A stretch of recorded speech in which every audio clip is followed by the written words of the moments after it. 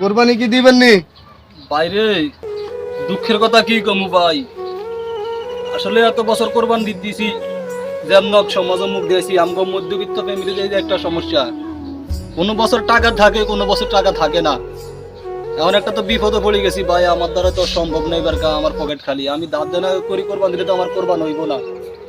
আল্লাহ দরবারে শুকুর, আল্লাহ ভাই এক কি একবার বলেন এক না এক বলেন, বানিয়ে দেয়। প্রতি বছরে তো আমরা তো দিছি, এখন যদি না দেয় মানুষের সামনে মুখ দেখামু কি বাবা? ভাই এবছর যদি না দেয় তাহলে মানুষের কাছে মুখ দেখাইতে পারতাম না আমরা।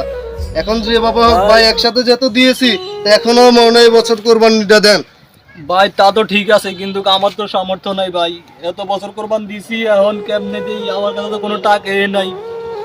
আমি দাঁত দানা করি কোরবান দিলেও তা হইতো না ভাই, আপনারা কোরবান দেন ভাই, আমি দিতাম হইতাম না না ভাই। ভাই চলেন, প্রতি নসিব বছর যদি যত ধায়ে দিছেন। কোনো আনতেন প্রতিবেশীর তেনে এক টুকরা গোস্ত আইব না, আইলে নাই, না খাইতে আমার না।